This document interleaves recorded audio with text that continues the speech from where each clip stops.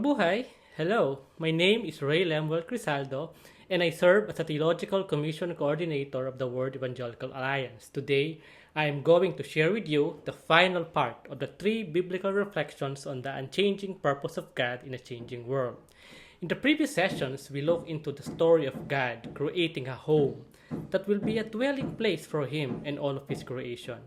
We also look into how, in Christ, God moved into the neighborhood of humanity and showed His original purpose as to how people can live reconciled lives and dwell together in peace as good neighbors. Today, we'll explore the possible impact of this neighborology, not only at the level of one's neighborhood, but also in the life of a nation as a whole.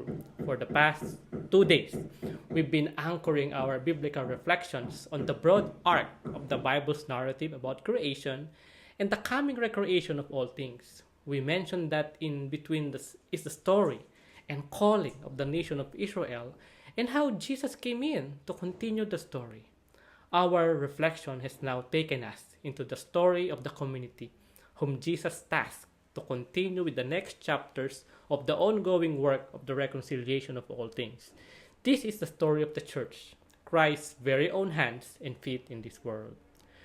For sure, any talk about mission will have to include what has been popularly regarded as the Great Commission, the task of making disciples based on Matthew chapter 28 verse 19 to 20.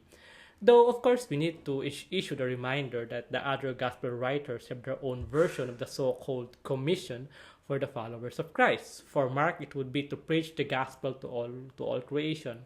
For Luke, to be Christ's witnesses to the ends of the earth. And for John, to be sent as the Father has sent his Son.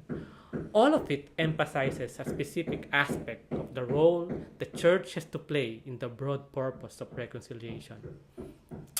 What is worth noting in Matthew chapter 28 verse 19 to 20 is that it highlighted the scale of the work to be one that engages a nation.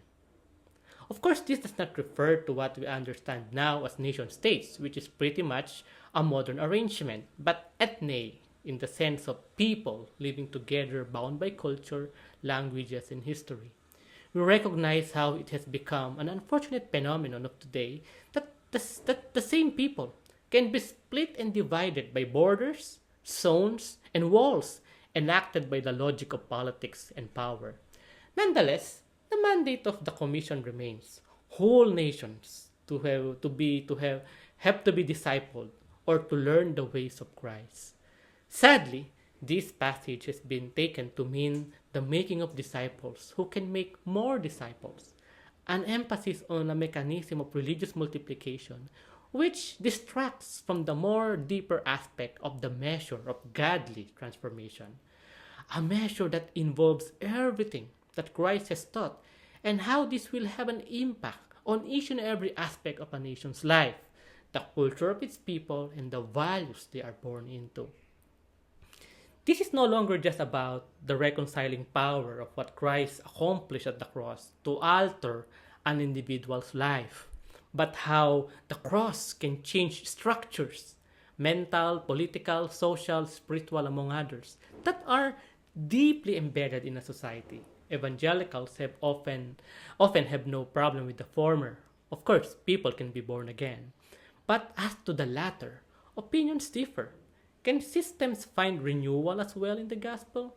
The range of proposals include the suggestion that as people are transformed, so will their nation as well. This means the more Christians there are, the more change that we can expect to happen.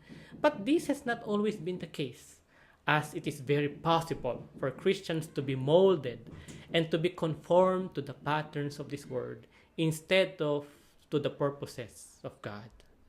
Today, we are facing the problem of whole churches being closely identified, if not altogether indistinguishable from political parties, government regimes, and business empires that it sought to engage and supposedly disciple into the ways of Christ. Young people are abandoning the church not because it has failed to offer Christ, but because they did find Christ, but they discovered that they had disheartening disparity between the messenger and the message. I came across a book some years ago that tried to look into why some people felt the need to flee from the church in order to truly follow Christ. Most unfortunate is how not a few felt the need to be with people who don't necessarily believe in God, but are nonetheless committed to the work of His kingdom.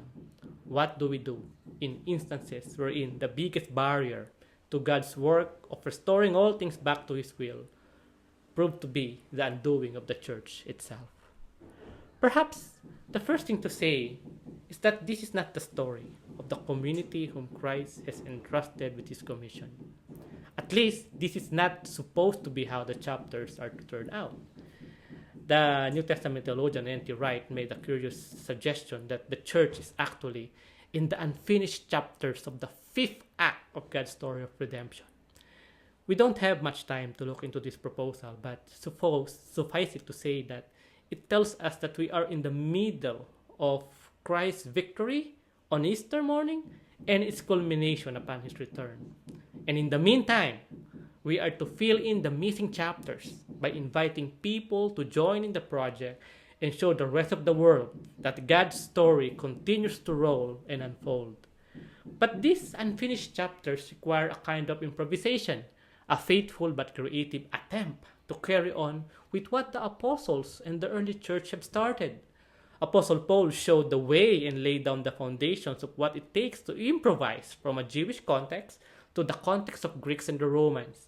But he merely opened the door for the rest of the church in other contexts to carry on from where he started. Creatively, of course, but faithfully. Creative is a nice word, but as any artist will tell you, it can also mean messy and having colors outside the lines. What this means is that the church may not always get everything right, and there is no excuse for it, of course. The way to go is to not stop at where the improvisation looked and sounded really awful, but to keep working on the chapters until the next lines comes out better than the previous ones. The beautiful thing about the church is that no bad story of one church in a specific nation needs to be the sad story of the whole church in all of the nations. We are now seeing a church that is becoming more diverse. We are now seeing a global community of faith with multiple centers of action and reflection. We are now hearing from different experiences of how a church is making an impact, discipling the nation where it is planted. Much opportunities to learn from what works best, with the full recognition that learning need not be replicating. Each church in each nation has to work out the specific challenges of its context and culture. And so the differences and the diversity are exactly what create the depth in its unity. This means it is by being together as a church from different nations that the church in each nation can be more creative and more faithful. Let me repeat that. This means that it is by being together as a church from different nations that the church in each nation can be more creative and more faithful. Rewriting the story of the global church requires a global community of churches doing their own improvisation in the corner of the world where God has placed them as salt, light, and yes of the kingdom. And so, we arrive full circle to the idea of dwelling together in God's household as neighbors that looks after the other, willingly offering what it has, while at the same time also open to receive what it needs. We have a word in the Philippines that linguistically captures this relationship, but adds a bit more texture. That word is kapwa. Sometimes it is translated as fellow, but the word refers to the idea of shared being or shared identity. Shared because instead of distinguishing between the self and the others, it establishes the link and emphasizes the common and the point of unity. Kapwa affirms one's individuality, but finds its identity in one's relationship and community. So to be a kapwa is to find one's well-being in relation to one's family, one's people, one's nation. Discipling the Philippines then means looking into how the fullness of reconciliation in Christ can release the best potential of kapwa to make for a nation that upholds justice, embraces mercy, and abides humbly with God. So, we have moved from a portrait of a home to a sense of neighborhood, and now to the dynamics of a nation. In each we see God's unchanging purpose for a beautiful planet cared for by a beautiful people living beautiful patterns of life in the corner of the world that they live in. God bless you and thank you.